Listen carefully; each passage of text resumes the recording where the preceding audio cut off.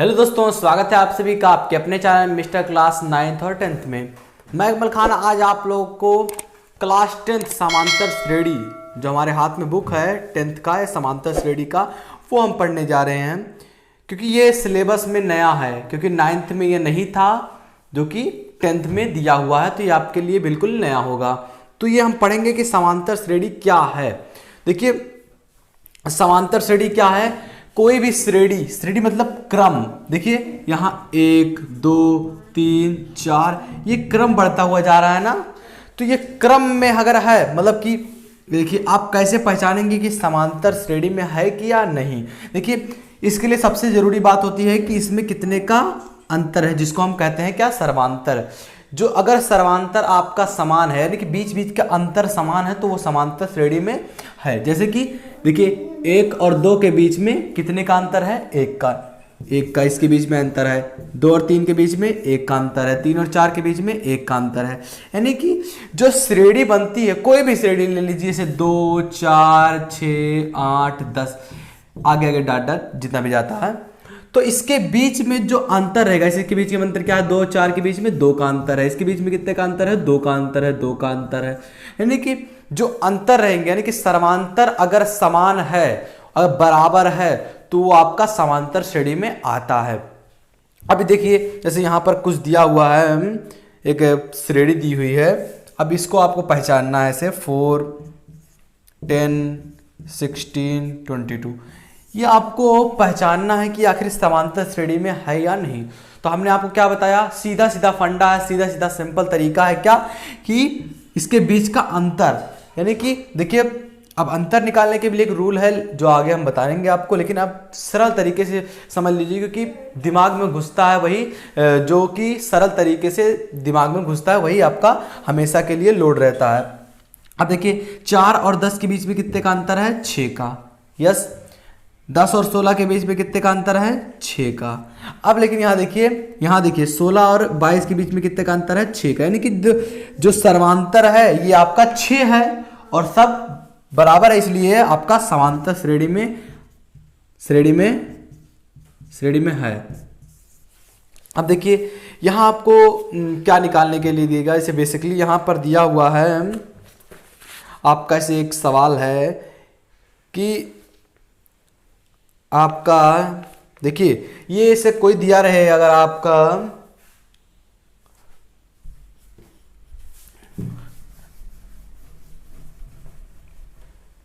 जैसे कि ये श्रेणी लिखी हुई है, हम लिख दे रहे हैं आपको समझाने के लिए, -3 डाट डाट डाट, तो ये आपका एक श्रेणी है। इसमें ऐसे पूछ लेगा, ये श्रेणी है तो इसमें आपका जो पहला पद रहेगा, इसको ऐसे पूछेगा पहला पद, यानी कि पहला पद आप सभी जानते होंगे, जो पहले रहेगा वो पहला पद है, यानी कि पहला पद आपका क्या है, 3, ये है।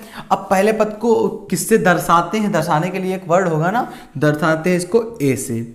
अब देखिए इसमें सर्वांतर कितना है, कितने का अंतर है, जिसको सर्वांतर, देखिए हम लिख दे रहे हैं यहाँ पर सर्वांतर को हम लिखते हैं डी से, दर्शाते हैं डी से।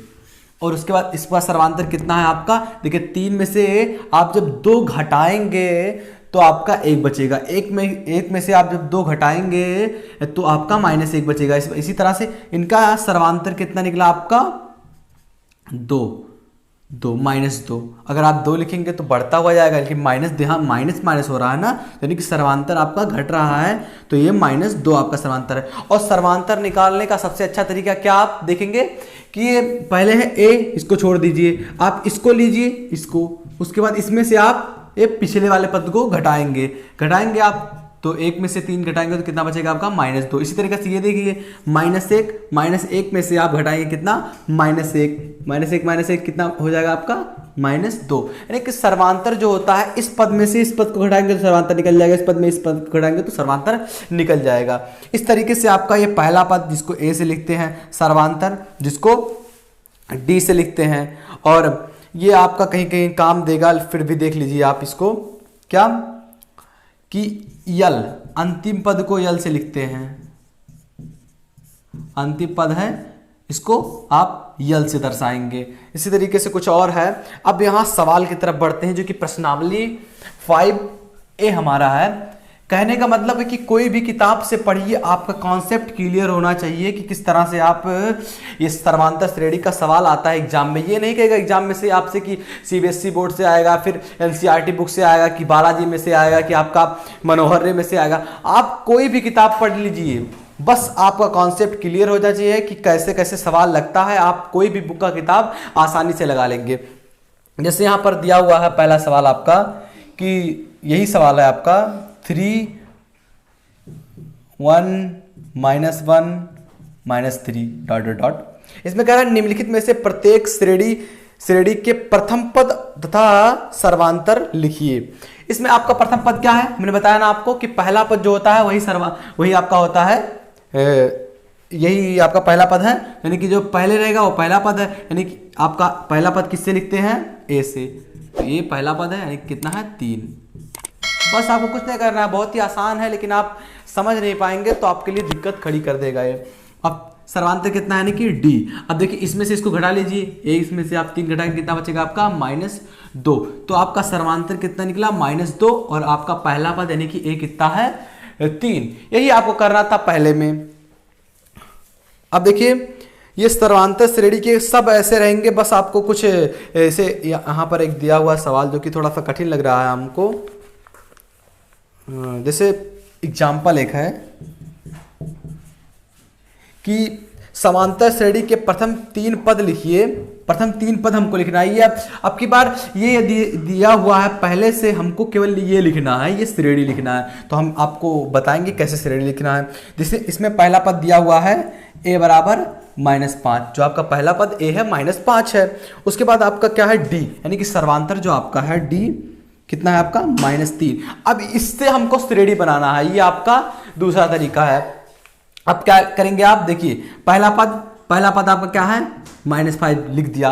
अब देखिए ध्यान समझिए, d है ना, यानी कि इसके बीच का अंतर क्या होगा?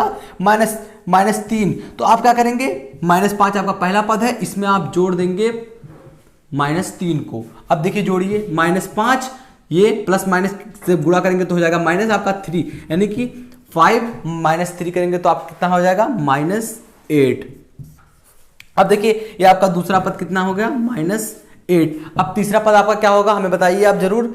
देखिए -8 है, इसमें से आप जब प्लस करेंगे -3, क्योंकि सर्वांतर आपका क्या है?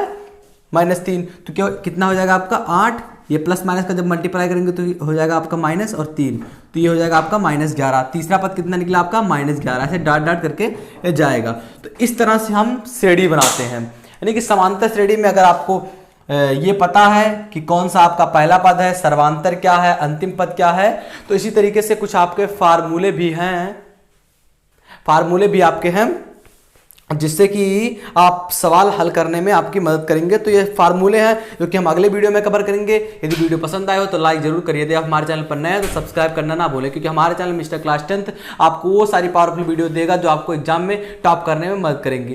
दोस्तों मिलते हैं अगले वीडियो में, तब तक के लिए जय हिंद, जय भारत, वंदे मातरम। बंद कर दीजिए।